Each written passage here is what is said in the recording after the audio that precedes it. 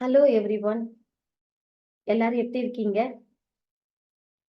இன்னைக்கு நான் உங்களோட ரொம்ப ரொம்ப முக்கியமான விஷயத்த பத்தி ஷேர் பண்ண போறேன். அதுதான் லிமிட்டிங் பிலீஃப்.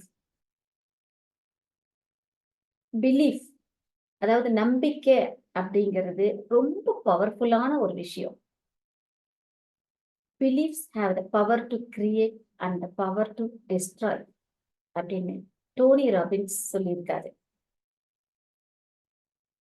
இந்த லிமிட்டிங் பிலீஃப்ங்கிறது ஒரு விதமான நெகட்டிவ் தாட்ஸ்.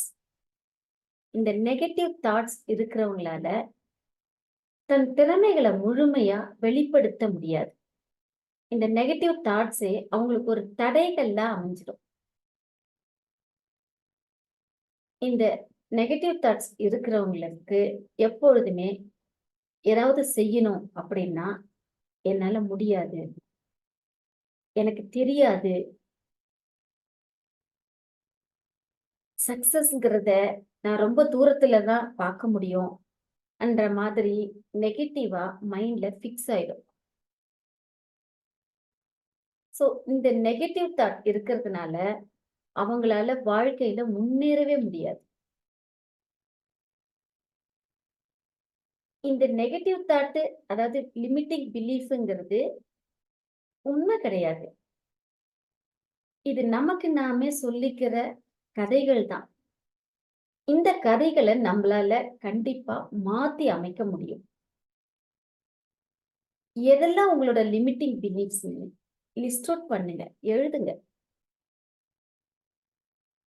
எழுதிட்டு இதெல்லாம் உண்மையா அப்படின்னு ஒரு கேள்வியை உங்களுக்கு நீங்களே கேட்டுக்கோங்க.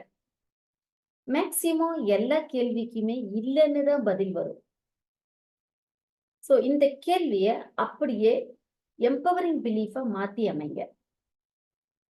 என்னால முடியாது, எனக்கு தெரியாது அப்படின்றதுக்கு பதிலா நான் கத்துக்கிட்டு இருக்கேன், நான் வளர்ந்துகிட்டு இருக்கேன் அப்படின்னு மாத்தி எழுதுங்க. சோ இந்த மாதிரி லிமிட்டிங் பிலீஃப எம்பவரிங் பிலீஃபா மாத்தி எழுதுறதுனால நம்ம வாழ்க்கைய வெற்றிகரமா நம்மளால வாழ முடியும். சோ நம்பிக்கை தான் வாழ்க்கை. லிமிட்டிங் பிலீஃப் பத்தி தெரிஞ்சுக்கிட்டீங்களா? இது பிடிச்சிருந்தா கமெண்ட் பாக்ஸ்ல போடுங்க. அடுத்த ஒரு வீடியோல எம்பவரிங் பிலீஃப் அப்படிங்கிறத பத்தி நான் இன்னும் விரிவா உங்களுக்கு சொல்றேன்.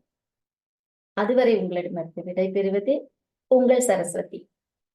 தேங்க்யூ.